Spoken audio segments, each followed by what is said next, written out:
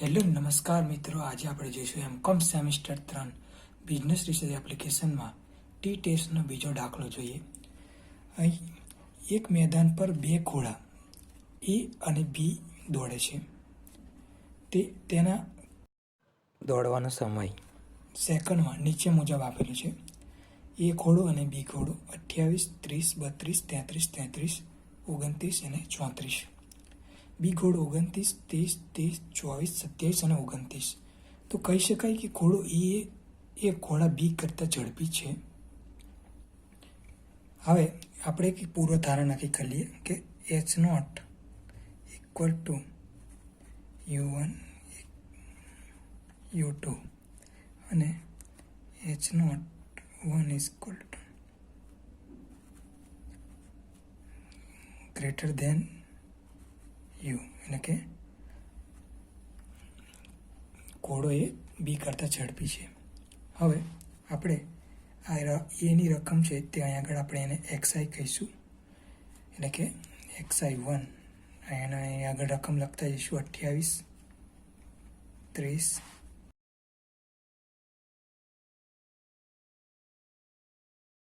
ઠીક છે.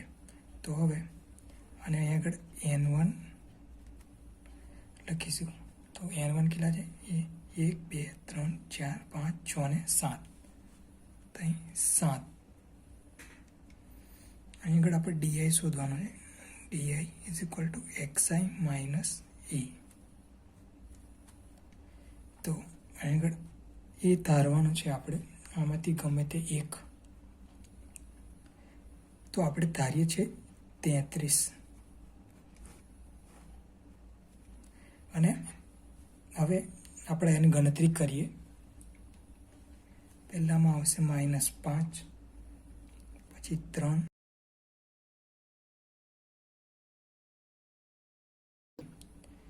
હવે અહીંયા આગળ આપણે DI નો સ્ક્વેર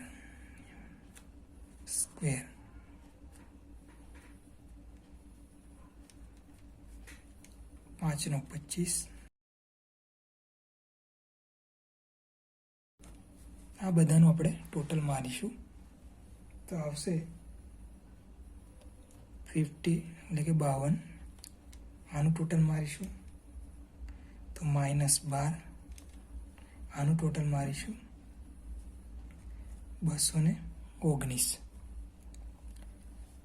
આવી જ રીતે બીનું આપણે ગણતરી કરીશું, જેને X2 નામ આપીશું, અને DI2 ઇક્વલ ટુ XI, એટલે કે X2 માઇનસ A, અને D2 નો સ્ક્વેર, એટલે કે આ D. અહીં આગળ પણ ધારવાનું છે, અહીં આગળ N લખવાનું છે. કેટલા છે? બીની 1, 2, 3, 4, 5 ને 6 થાય 6.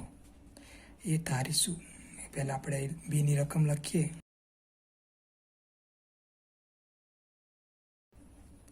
અહીં આગળ આપણે એ 30 ધારીએ છીએ. હવે આપણી રકમ માઇનસ કરતા જઈશું 1.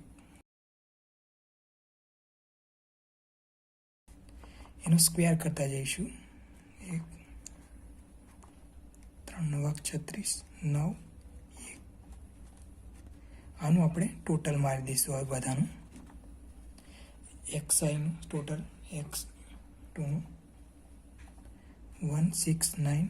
એવી જ રીતે આનું ટોટલ -11, અને આ છેલ્લા DIનું ટોટલ 47. X1 શોધવું પડશે, એટલે કે X1 is equal to sigma XI1 ભાગ્યા N.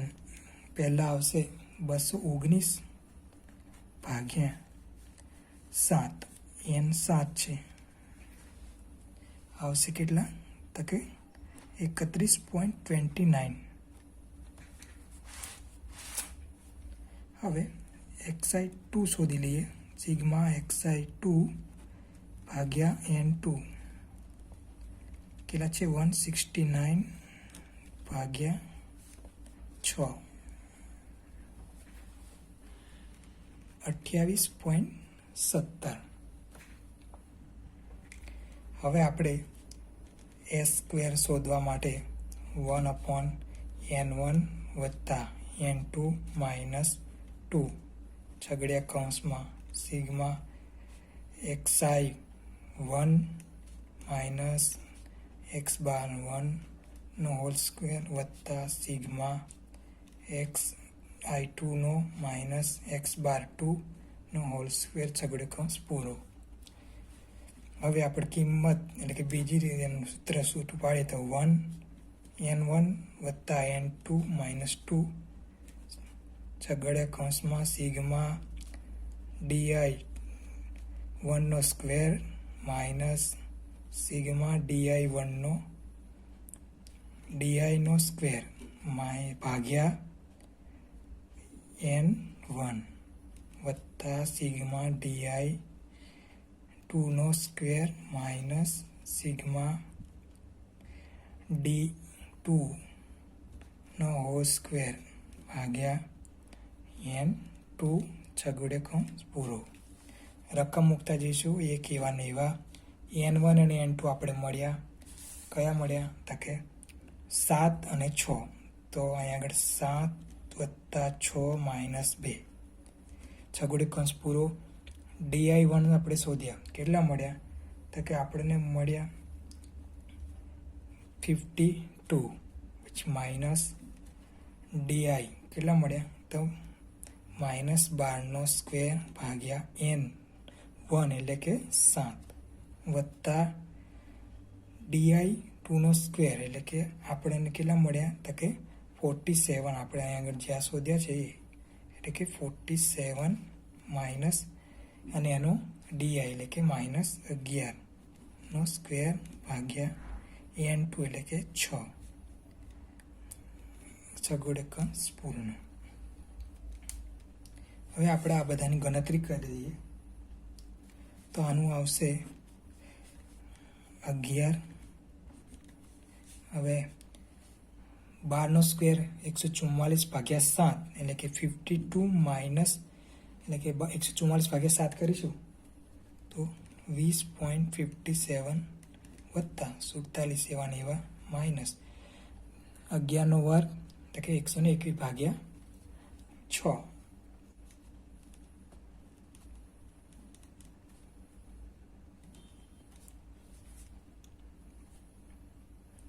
આ બંનેનું ટોટલ મારી દઈએ.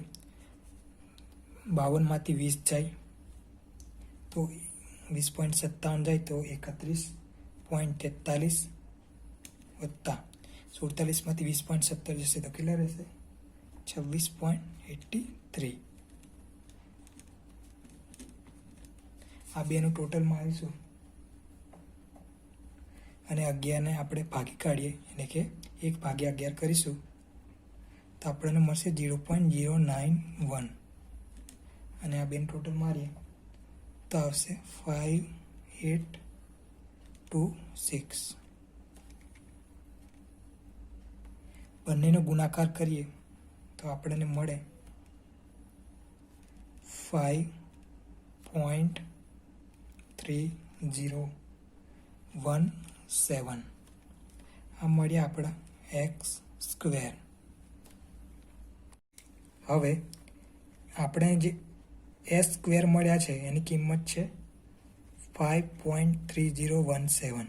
ઠીક છે. તો હવે આપણે એસ શોધવાનો છે એટલે કે એનું વર્ગમૂળ બહાર કાઢીશું એટલે કે 5.3017 નું વર્ગમૂળ બહાર કાઢતા આપણને મળે એસ ઇઝ ઇક્વલ ટુ 2.3025. ઠીક છે. તો આપણને એસની કિંમત મળી 2.3. હવે આપણે ટી શોધીએ. ટી માનાંકમાં x બાર 1 x બાર 2 ભાગ્યા એસ ગુણ્યા અંડર n1 અને n2 ભાગ્યા n1 પ્લસ n2. આમાં કિંમત મૂકતા જઈશું. 31.29 આપણે જે એક્સ બાર શોધ્યા એ માઇનસ એક્સ બાર 2 શોધ્યા એ 28.17 ભાગ્યા એસ કયો 2.3 ગુણ્યા N1 અને N2 કયા આપણા 7 ગુણ્યા 6 7 વત્તા 6.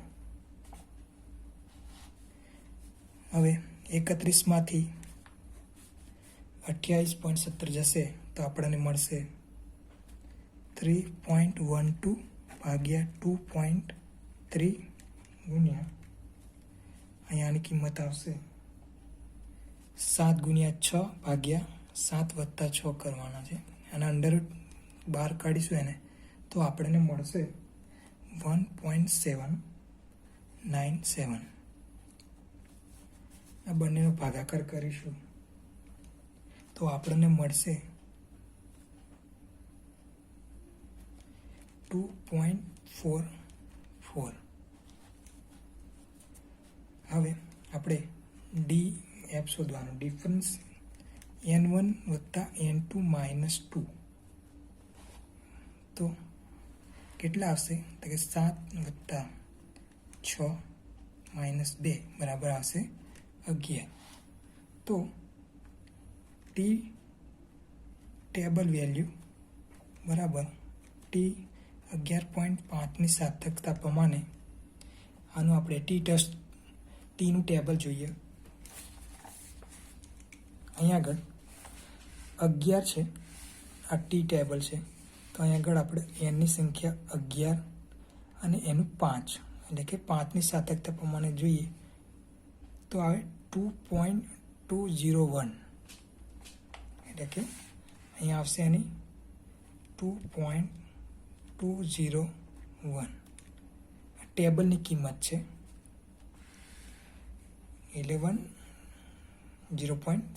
એટલે કે 2.201 એટલે કે ટીની કેલ્ક્યુલેટ વેલ્યુ અને ટીની ટેબલ વેલ્યુ આમાંથી જોઈએ તો આપણને કેલ્ક્યુલેટ વેલ્યુ મળી 2.44 અને ટેબલ વેલ્યુ મળી 2.201. તો આમાંથી મોટી કોણ તો કે મોટી છે તે આપણી કેલ્ક્યુલેટ વેલ્યુ એટલે કે ગ્રેટર દેન એટલે કે મોટી છે તો અહીં આગળ એચ નોટનો અહીં અસ્વીકાર થશે.